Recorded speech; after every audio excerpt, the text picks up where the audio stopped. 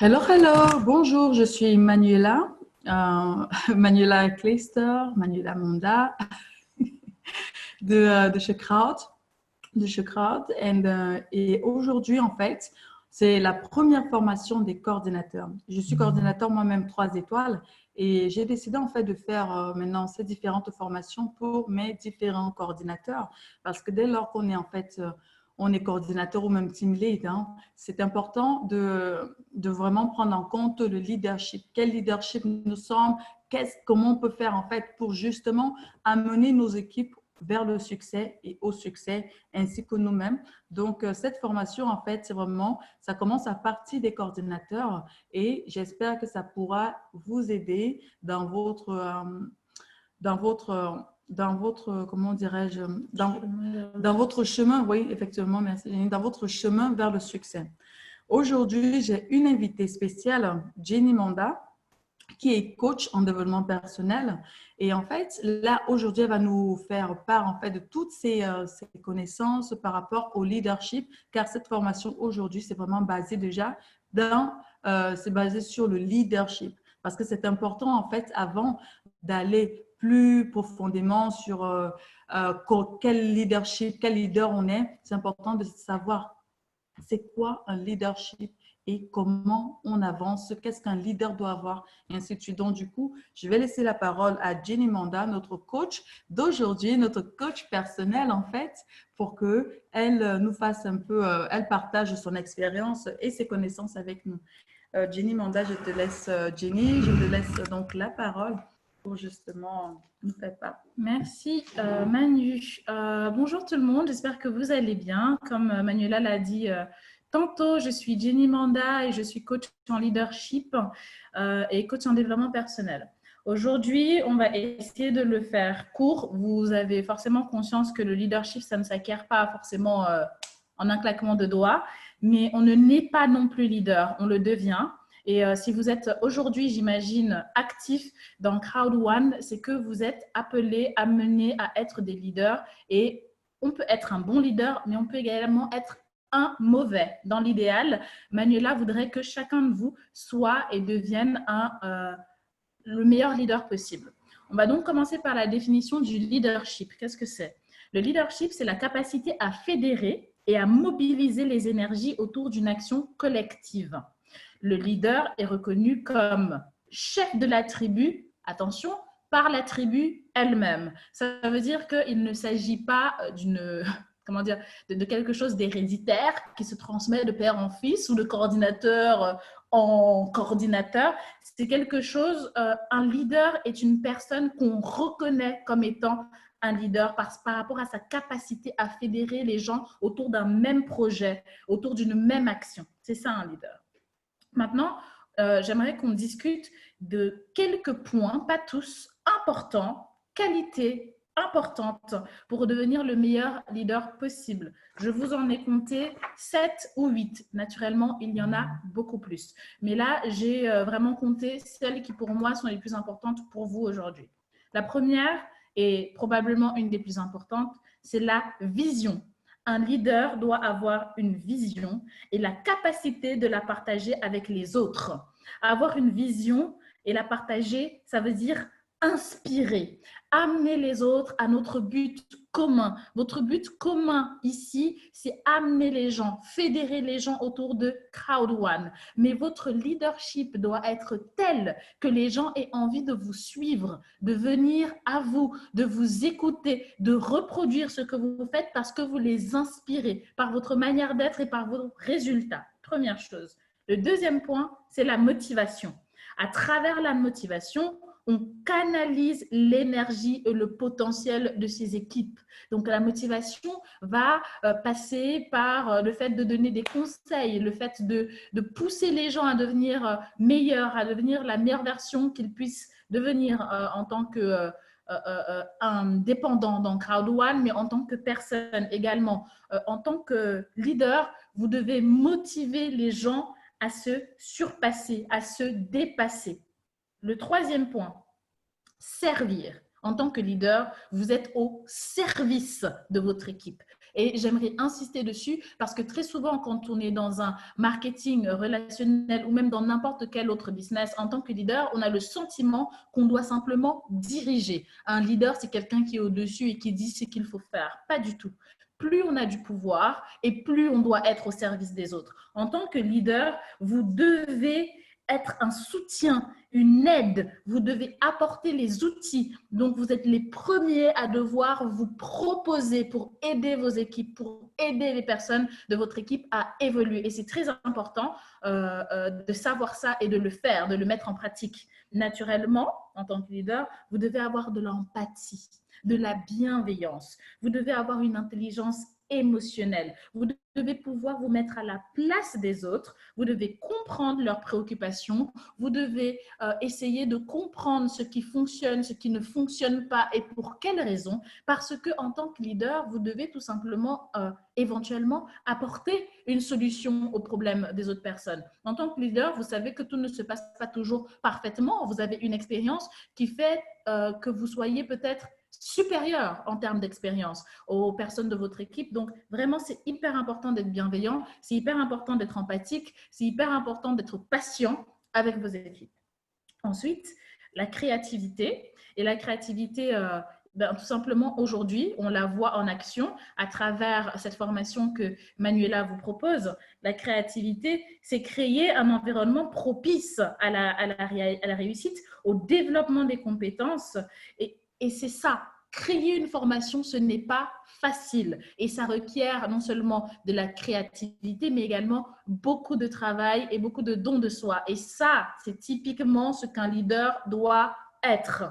Aujourd'hui, Manu crée cette formation pour vous, mais vous aussi, sachez que vous devez pouvoir proposer des formules, proposer des outils qui puissent aider vos équipes et aider la communauté de Crowd One en général. Donc, cette créativité est importante et en tant que leader, on doit éventuellement et effectivement respecter la créativité des autres. Ce n'est pas parce que vous êtes éventuellement à un stade avancé dans la compagnie que vous ne pouvez pas écouter vos équipes qui viendraient éventuellement vous proposer une autre manière de faire.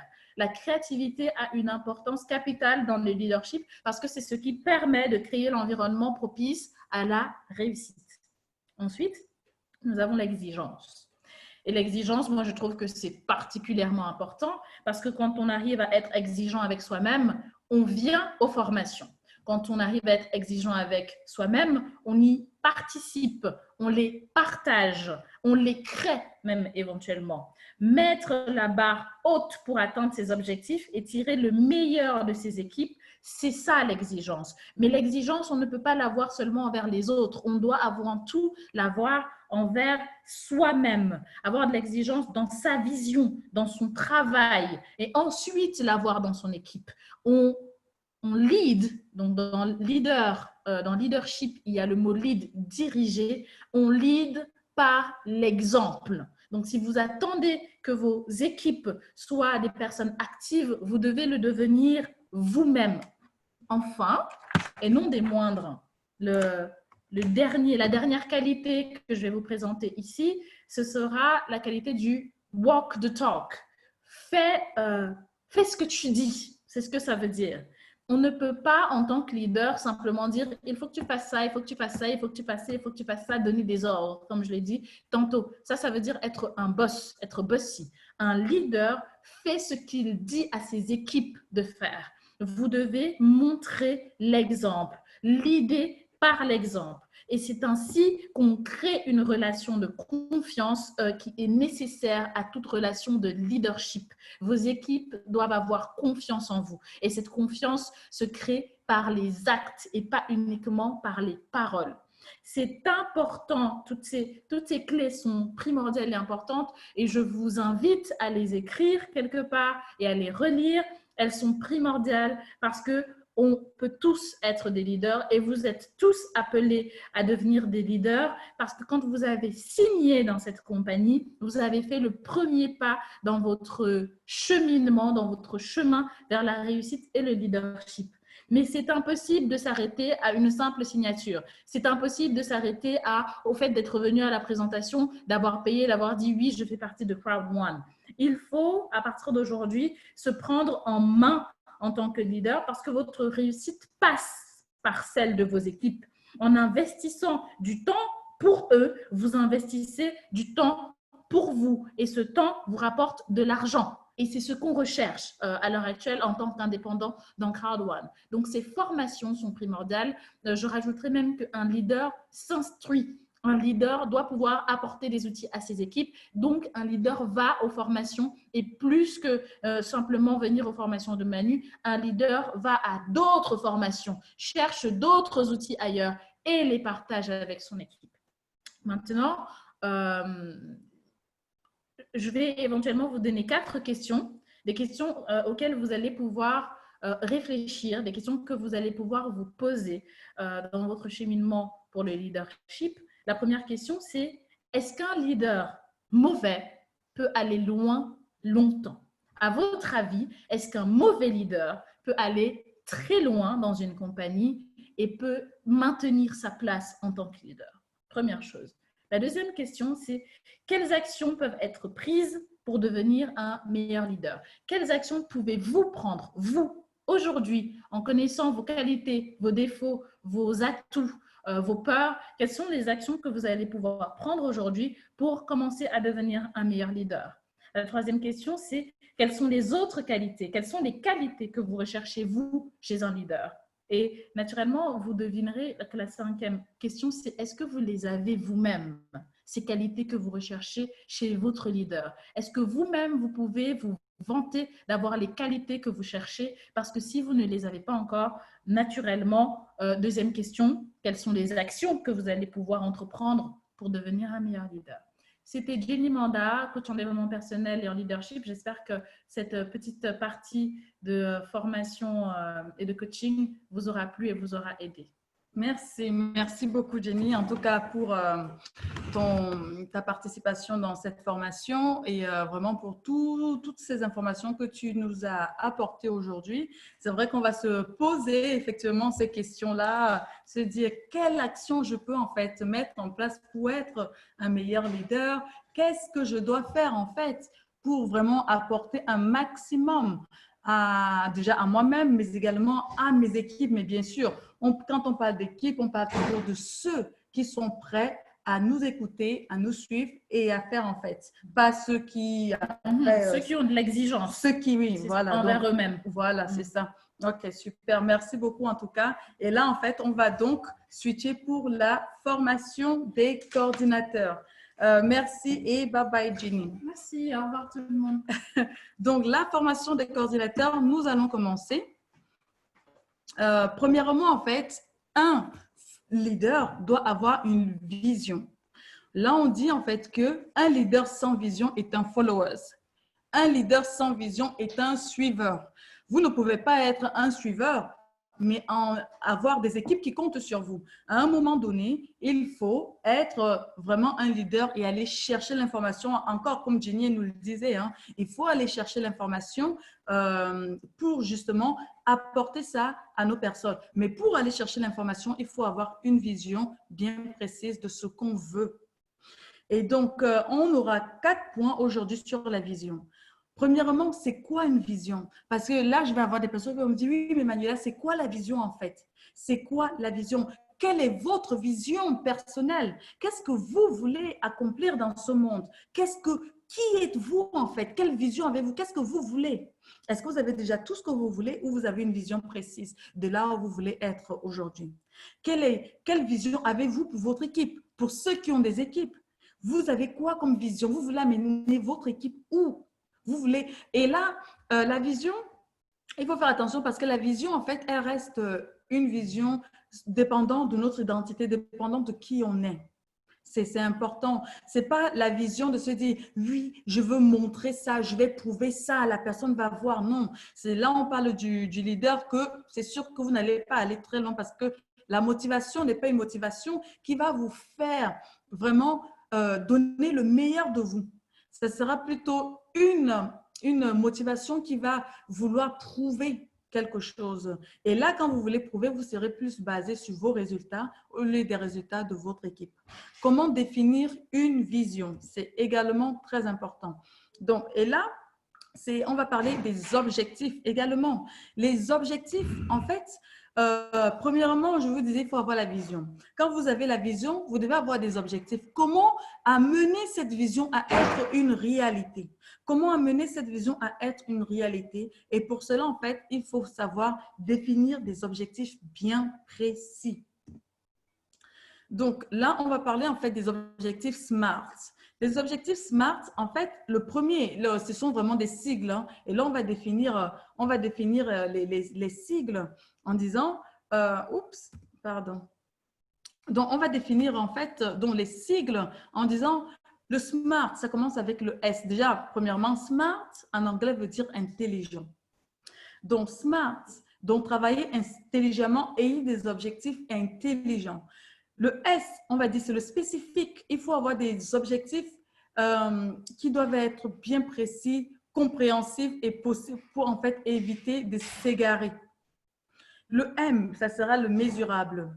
Donc, il faut utiliser en fait des indicateurs clés de performance qui s'appliquent. On dit, en fait, ceci va nous permettre d'assurer justement un fondement concret sur lequel on veut se baser pour obtenir des informations. C'est ce qui a déjà été accompli, c'est ce qu'on doit accomplir.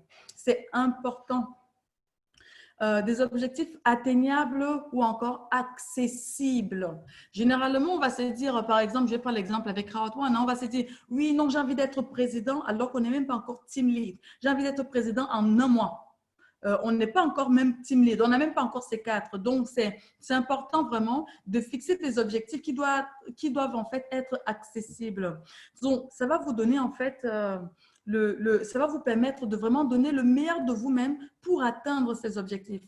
Et ce caractère en fait d'accessibilité est souvent également mise de pair avec l'ambition. Parce que quand on sent que c'est accessible, on a de l'ambition pour justement atteindre cet objectif-là. Le réaliste, votre vision en fait doit être directement liée à votre activité. Il est important de rester le plus réaliste possible. Ça va vous permettre en fait de ne pas vous égarer ou de ne pas avoir des doutes quand vous allez avoir une difficulté quelconque. Donc vous allez vous dire non, je n'ai pas de doute. Vous êtes en fait, parce que c'est réaliste, vous êtes basé, vous avez mis des visions, vous êtes en fait, votre vision est réaliste. Votre vision et vos objectifs sont réalistes et atteignables. C'est important. Bien sûr, il y a le temporel.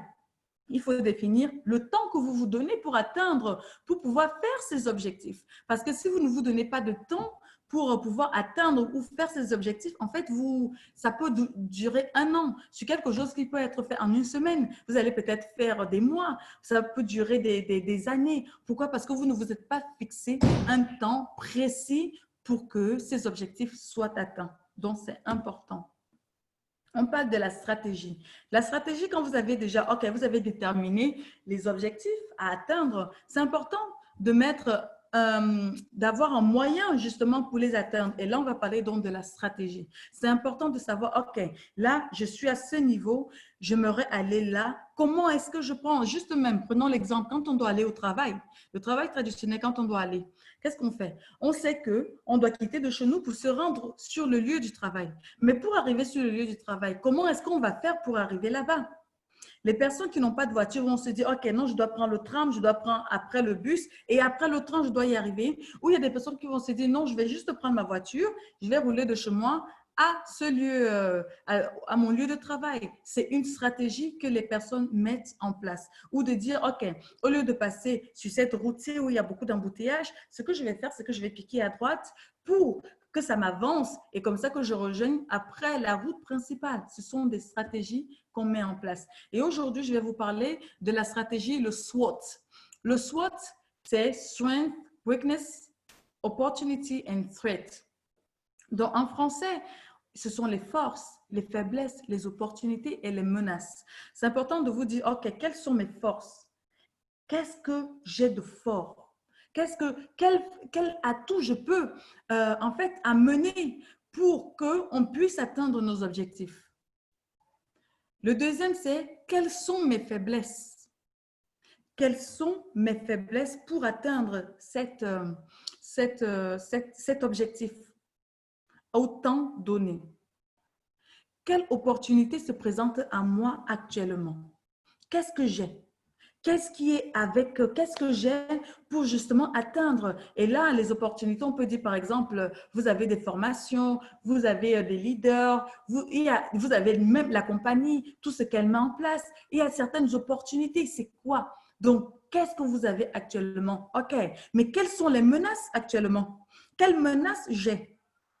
Est-ce que j'ai une équipe ou pas encore?